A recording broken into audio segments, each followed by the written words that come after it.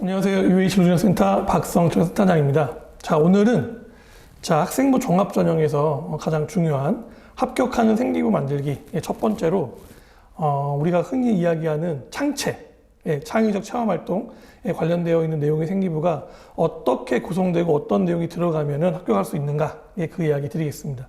당연히 창체 관련되어 있는 생기부 내용은 해당 선생님이 써주시겠죠. 동아리 같은 경우는 동아리 선생님 쓰실 거고, 그 다음에 자율이나 진로 같은 경우는 보통 담임 선생님께서 진행을 하시기 때문에 당연히 써주시는 거는 선생님들께서 써주시는 건데, 제가 이야기 드리는 내용들은 우리 선생님들이 써주는 그런 내용들은 반드시 학생들이 학교 내에서 했었던 활동 내용에 근거해서 써줘야 되기 때문에 어떤 활동 내용들을 내가 준비를 하면 그 내용이 창체 내용에 적힐 수 있을까? 물론 적히는 거에 대한 내용들도 잘 써줘야 되겠지만은 기본적으로 어떤 내용들이 추가가 돼야 될까? 그 부분들에 대한 내용 설명을 드리는 겁니다.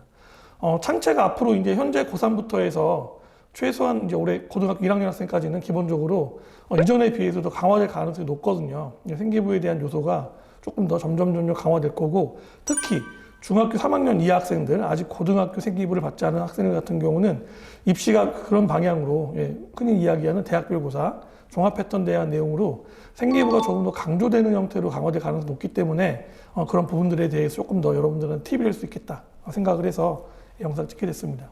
자, 일단 창체 관련돼서 첫 번째로 나오는 게 뭐냐 하면 자율활동이에요. 자율활동은 말 그대로 학생이 스스로 자기 주도적인 관점을 가지고서 학교 생활에서 필요한 요소들을 하고 있는지에 대한 내용들을 적어주는 요소인데, 흔히 여러분 생기부 보게 되면 가장 많은 게 뭐냐 하면 학교에서 진행했던 무슨 교육, 뭐 예를 들면 뭐 흡연하면 안 된다, 뭐 금연교육, 뭐 성교육 이런 식으로 학교에서 진행하는 일반적인 형태의 교육 내용들이 많이 깔려 있어요. 보통의 경우는 우리가 생기부를 보면 4등급 때 이하 같은 경우는 주로 그런 교육 관련되어 있는 내용들만 주로 많이 써 있는데, 그것만 가지고선 사실은 경쟁력을 갖는다고 보기 어렵겠죠. 기본적으로 자율 관련되어 있는 내용들에서 저희가 꽤 중요하게 생각하는 게 두 가지입니다. 첫 번째는 리더십 관련된 거죠. 뭐 반에서 뭐 회장, 부회장을 했다든지 정규 학생회 활동을 했다든지 그냥 그런 내용들이 아마 자율활동 내용에 적힐 수 있을 거고, 단순하게 그런 경험을 했다는 것만 써 있는 것이 아니라 구체적으로 어떤 측면에서 어떠한 리더십을 가지고 있다. 최근에 강조되고 있는 것은 나를 따르라 이런 리더십이 아니라 소통하는 리더십, 함께하는 리더십, 그런 내용들이니까 아마 그런 내용들에 대한 내용으로 아마 선생님께서 써주실 겁니다. 그거에 대한 내용 첫 번째 거고, 두 번째 거는 독서 관련된 내용들입니다.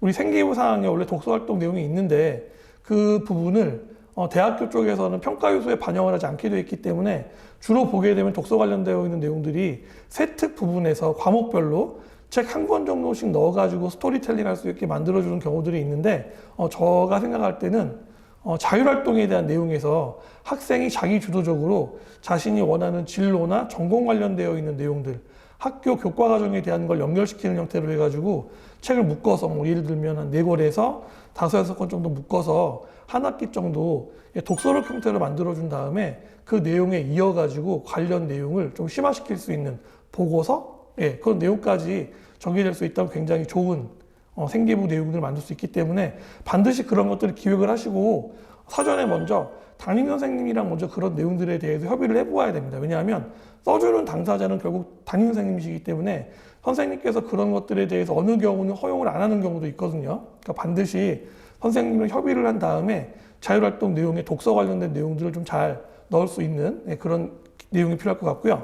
그 다음에 동아리는 담임 선생님 역량이 아니라 해당 동아리를 운영하고 있는 그 선생님께서 써주시게 되겠죠. 그러니까 동아리 관련되어 있는 내용도 기본적으로 이제 1학년 학생들 같은 경우는 3월 달에 한 두 번째, 세 번째 주에 동아리를 결정을 하게 되는데, 뭐 다 아시겠지만 가장 인기가 있는 동아리는 최근에 의대 열풍에서 알 수 있는 것처럼 이과 쪽 관련되는 과학 실험 동아리, 실험 동아리가 굉장히 경쟁이 높잖아요. 그래서 실험 동아리 지원했다가 막 튕겨 나가가지고 다른 동아리 막 되는 경우도 있는데, 뭐 원하지 않았는데 뭐 탁구부가 되거나 배드민턴부가 되거나 이렇게 돼서 뭐 나는 학생부 종합전형 망했다 이렇게 생각하는 분들이 있는데, 꼭 그렇게 생각하지 마시고 자기가 원하는 동아리가 아니라 조금 다른 동아리가 됐다 하더라도 그 동아리 내 활동들 내용들을 잘 구성을 해보시면은 자기가 원하는 진로 적성에 대한 내용들도 탐구할 수 있는 방안들을 만들어 올 수 있거든요. 그러니까 너무 좌절하지 마시고 최대한 활용을 많이 해서 동아리 관련되어 있는 내용들을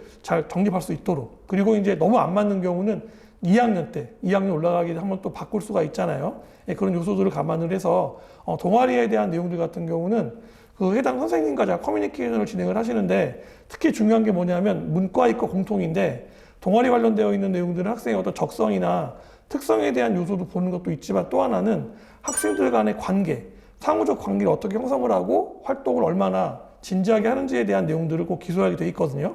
그러니까 혼자서만 잘났다고 혼자서 다 하려고 하지 말고 친구들하고 힘을 합해서 협력하는 모습들 보여주고, 기본적으로 실험이나 어떤 보고서 활동을 했다라 그러면 거기서 내가 어떠한 부분들을 깨우쳤는지를 꼭 기술할 수 있도록 해주시고, 이어서 추가적인 형태의 보고서나 발표에 대한 내용들이 연결될 수 있는지를 같은 동아리에 있는 친구들과 협의해서 이야기를 해본다든지, 아니면 그런 내용들을 반드시 동아리 선생님이랑 이야기를 해서 기입될 수 있도록 진행해 주는 게 되게 중요할 것 같아요.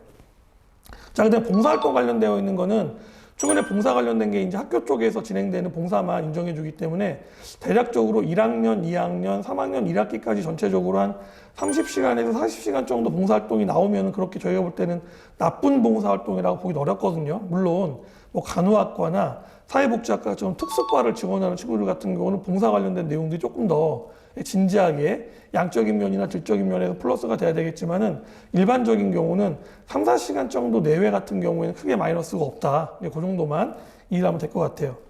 끝으로 진로 관련되어 있는 내용들은 사실은 진로가 제일 중요하겠죠. 글자 수 같은 경우도 다른 거랑 다르게 700자 분량으로 나오고, 또 학생들이 종합전형에서 요구하고 있는, 대학교가 요구하고 있는 그 진로 적성 관련된 내용들, 학생이 원하는 그런 방향에 대한 것들을 진로의 내용에 적어줘야 되는데, 이 진로에 대한 내용을 진로 자체로 진행되는 요소들, 뭐 예를 들면 캠프라든지 이런 식으로 해서 학교에서 진행되는 것도 물론 다 정립이 돼야 되겠지만, 이제 저 같은 경우는 뭘 강조하는 편이냐면, 학생들이 교과 활동, 그러니까 주로 이 세특 관련되어 있는 내용들에 들어가 있는 수행이나 발표, 토론, 보고서 관련된 내용들이 1차로 끝나게 마감을 하지 말고, 그 내용들 중에서 내가 원하는 진로 적성 방향에 맞춰가지고 추가로 심화되는 보고서를 만들거나, 아니면 다른 교과랑 연결시켜서, 예를 들면 영어 교과에서 배웠던 내용을 화학이랑 연결시킨다든지, 수학 미적에 대한 내용을 물리학 연결시킨다든지, 이런 식으로 해서 교과를 연계시키는 연계교과 관련되어 있는 내용으로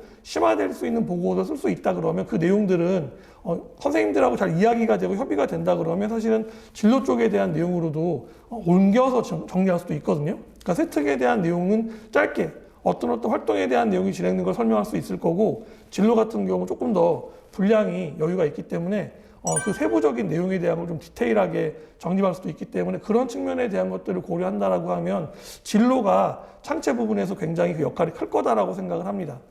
실제로 대학교 입사관들 같은 경우도 그 세특 관련되어 있는 내용들은 개별적인 형태의 활동이 되게 깊게 들어가 있는데, 전반적인 내용들이 분리가 돼 있다는 점들에 대해서 좀 약간 부정적인 측면을 가지고 있거든요. 그러니까 그런 내용들을 묶어가지고 아이가 원하는 심화에 대한 내용들이나 연결했었던 그런 구체적인 자기주도적 학습의 태도들을 진로의 내용에 정립할 수 있도록, 더 중요한 거, 해당 선생님, 교과 선생님에 대한 내용과 커뮤니케이션과 마지막에 진로에 써주는 거 누가 써주죠? 그렇죠. 담임 선생님께서 써주시기 때문에 담임 선생님과의 그런 커뮤니케이션에 대한 내용들을 사전에 잘 준비를 해준다면은 학생부 종합전형 합격을 위한 생기부 기초, 창체에 대한 내용들을 일정 정도 만들 수 있지 않을까, 그 요소 설명을 드리면서 이번 시간 마치겠습니다. 감사합니다.